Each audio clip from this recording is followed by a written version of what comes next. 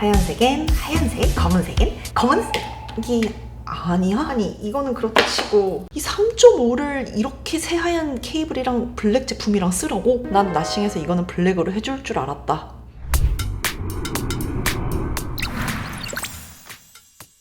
하이 가이스, 고나고입니다. 나싱에서 드디어 첫 헤드폰을 출시했어요.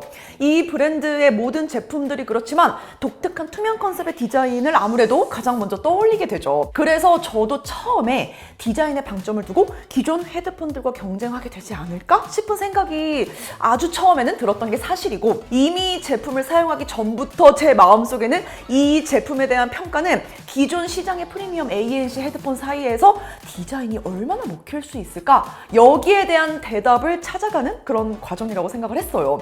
그런데 디자인이 전부가 아니었습니다. 사운드, ANC, 조작성까지도 솔직히 저는 전부 기대 이상이었습니다. 먼저 써본 사용 후기와 함께 각종 테스트 결과까지 오늘 공유할게요.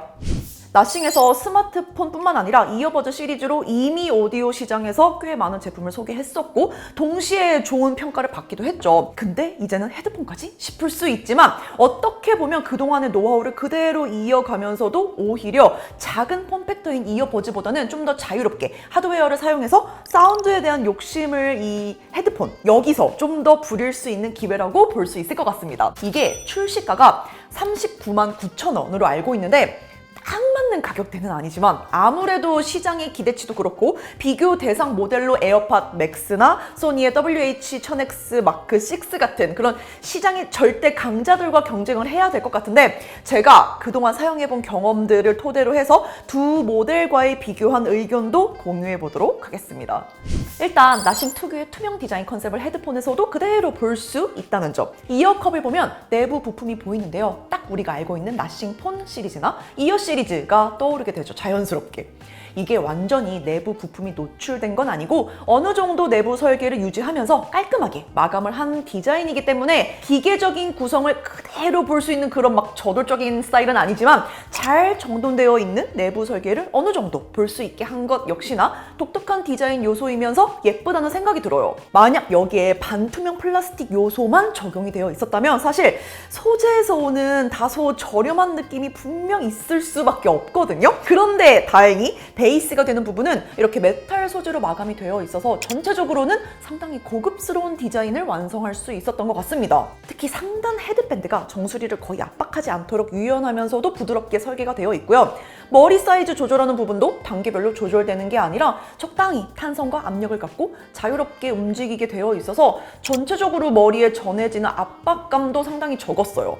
무게를 비교해보면 그렇게 가벼운 편은 아닌데요. 고급스러운 소재를 사용하면서도 착용하는 데 있어서의 무게감은 가급적 덜어낸 부분이 좀 좋았어요. 사운드 퀄리티에 대해서는 사실 첫 헤드폰이라 의구심이 좀 있었는데 이 부분에서 나싱이 잘한 결정이라고 생각했던 부분이 이어버즈에 비해서 훨씬 더 복잡하고 오랜 노하우가 필요한 이런 헤드폰 드라이버 세팅에 영국 하이파이 브랜드 KEF와 협업을 했다는 점입니다.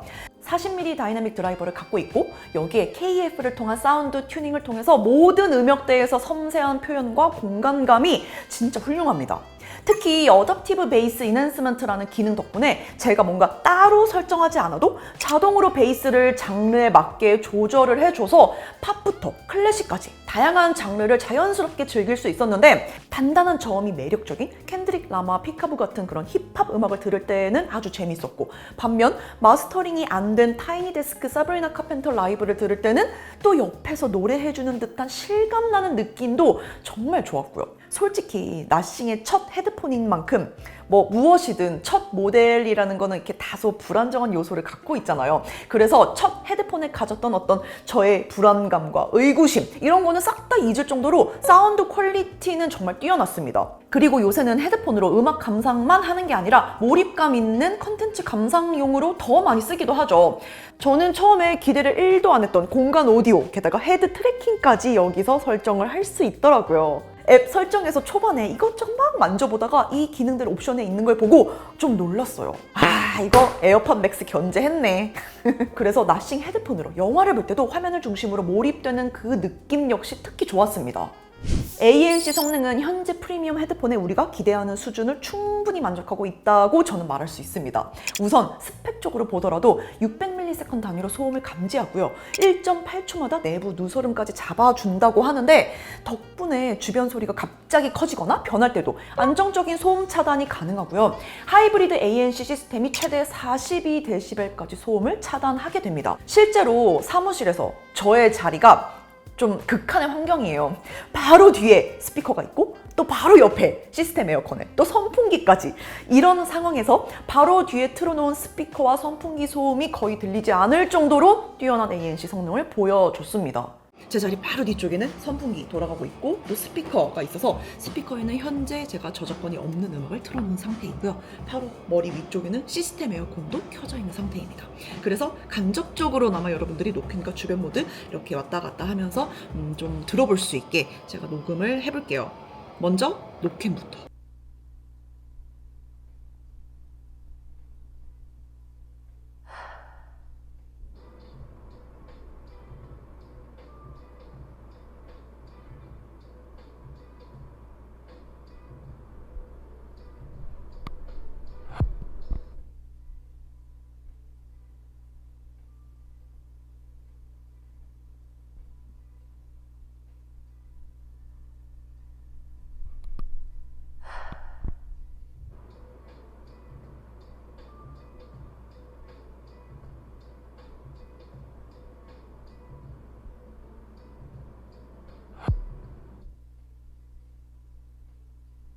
딱 한 가지, 주변음 허용 모드에서는 에어팟 맥스보다 화이트 노이즈가 있는 편입니다. 이게 아쉬워요. 그런데 또 좀 침착하게 생각을 해보니까 이걸 아쉽다고 하기에는 가격차가 사실 워낙 크기도 하고, 또 그동안 제가 써본 다른 어떤 헤드폰에서도 주변음 허용 모드에서만큼은 에어팟 맥스보다 더 자연스럽게 전환이 되거나 깨끗하거나 이런 경험을 제가 못 해봤기 때문에 이거는 에어팟 맥스가 정말 뛰어나다고 봐야 되겠죠. 하지만 통화 품질에서는 에어팟 맥스보다 더 선명하고 또렷한 소리를 들려줘요. 이 정도면 저의 애착 장소라고 말해도 되지 않을까 싶은데 여기가 사실 완벽하거든요. 이렇게 바람이 살랑살랑 부는 옥상이기도 하고, 그리고 바로 옆에 4차선 도로가 있어요. 4차선 도로는 항상 차가 많은 도로이기도 하고, 그리고 바로 옆에 운동장, 학교가 있어서 항상 소란스럽고, 물론 에어팟 맥스와 나란히 비교를 하게 되면 마이크 개수에서부터 차이가 납니다. 비싼 만큼 에어팟 맥스는 총 9개의 마이크가 탑재되어 있고요. 나싱 헤드폰 1의 경우는 총 6개예요. 그런데 이제 노이즈 캔슬링용 마이크랑은 다르게 통화용 마이크는 에어팟 맥스는 총 3개가 사용이 되고요. 나싱 헤드폰 1은 통화용 마이크로 총 4개의 ENC 통화용 마이크가 사용이 됩니다. 이렇게 가격이 많이 차이가 나는데도 불구하고 굳이 이렇게 둘이 비교를 하는 이유는 아무래도 제가 기존에 이거를 잘 쓰고 있는 헤드폰이기도 하지만 나싱이 이건 자초한 일이라고 생각합니다.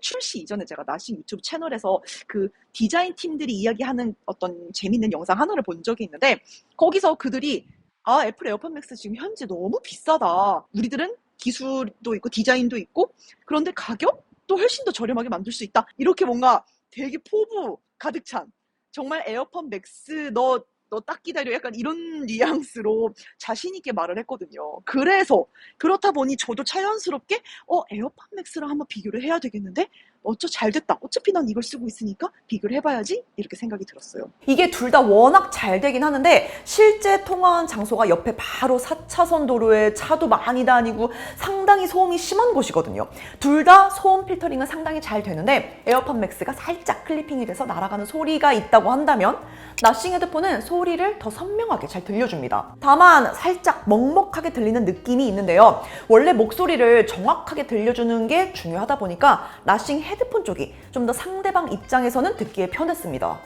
개인적으로 이번 제품에서 가장 만족하는 부분은 조작 방식. 이게 뭐 직관적인 것도 이유가 되지만 좀 새로운 방식을 적용했다는 의미에서 저는 좀 만족했다라고 표현을 하고 싶어요. 볼륨 조절은 롤러를 이렇게 돌리는 방식으로 되어 있어서 아주 미세하게 볼륨 조절이 가능했고요. 그리고 패들 방식이라고 해서 조금은 낯선 새로운 방식인데, 이 패들 타입의 버튼으로 트랙 이동이나 빠른 탐색을 할 때도 꽤 직관적이었고, 버튼을 눌렀을 때 명확한 피드백이 조작 실수를 거의 없게 만들어주긴 했습니다. 다만 제 기준에서 한 가지 아쉬운 점은 볼륨 조절 롤러 표면에 돌기 처리가 되어 있었다면 좋겠다 싶었어요. 머리가 짧은 분들은 괜찮을 것 같은데 저는 이렇게 헤드폰을 쓰면은 머리카락이 뒤에서 자연스럽게 롤러 위에 엉키고 좀 올라가고 이런 경우가 있거든요. 이때 롤러를 저는 돌린다고 생각을 하는데 머리카락 때문에 헛도는 경우가 종종 있었어요. 그래서 좀 더 명확하게 촉감을 느낄 수 있게 해주면 어땠을까 싶더라고요. 야, 그리고 이건 진짜 놀라운데 아니 배터리 성능 도대체 무슨 짓을 했나 싶어요. ANC를 켜고 사용했을 때 최대 35시간 가능했고요. 이건 저도 동의하는 바인데 그런데 ANC를 끄게 되면 80시간까지 사용이 가능하다고 합니다. 저는 이제 평소 쓰는 대로 일할 때 사무실에서 계속 쓰고 집에 가서 영화 볼 때 사용하고 이렇게 사용했을 때 실제로 거의 한 3일 정도는 충전하지 않고 걱정하지 않고 충분히 사용할 수 있는 정도였거든요. 그런데 ANC를 끄고 사용할 경우에는 최대 80시간까지 사용이 가능하다. 이건 제가 아직 그렇게 테스트하지 못했기 때문에 그냥 숫자만 듣더라도 어마무시한 스펙이긴 합니다. 제가 이번에 실제로 이걸 사용하면서 첫 헤드폰 치고 좋은 건가? 계속 스스로에게 좀 질문을 했는데 에어팟 맥스나 소니 WH-1000X 마크5를 오랫동안 좀 사용했던 경험과 계속 비교를 해보니까 실제로 그냥 객관적으로 좋은 헤드폰이 맞습니다. 특히 나싱 헤드폰 1은 두 모델에 비해서는 확실한 가성비, 사운드 품질에 있어서는 LDAC과 AAC 둘 다 지원한다는 점에서 분명한 이점이 있고 압도적인 배터리, 준수한 ANC 성능, 새로운 조작 방식, 직관적인 방식 여러 방면에서 경쟁력이 매우 뛰어나다는 생각이 들어요. 이론적으로 나싱 헤드폰 1은 그래서 단순히 디자인이 독특한 뭐 그런 예쁜 헤드폰이 아니라 실질적인 성능 면에서도 거의 모든 영역에서 만족할 만한 제품이란 생각이 들었고 이번에 그래서 헤드폰을 새롭게 구매하려는 분들에게 추천할 만한 충분히 매력적인 제품이라는 생각도 들었습니다. 그리고 저도 개인적으로 저는 앞으로 자주 사용할 것 같은 그런 만족스러운 제품이었고요. 근데 아무리 생각해도 블랙 헤드폰 구성품에 화이트 케이블 넣은 건 좀 선 넘은 것 같은데 아니 나싱이라면 이건 좀 센스 있게 블랙으로 해줬을 거라고 저는 생각을 했거든요. 이거는 좀 실망입니다. 그래서 저는 화이트. 추가로 궁금한 점 있으면 남겨주시고요. 저는 또 새로운 영상 들고 돌아올게요. Bye guys!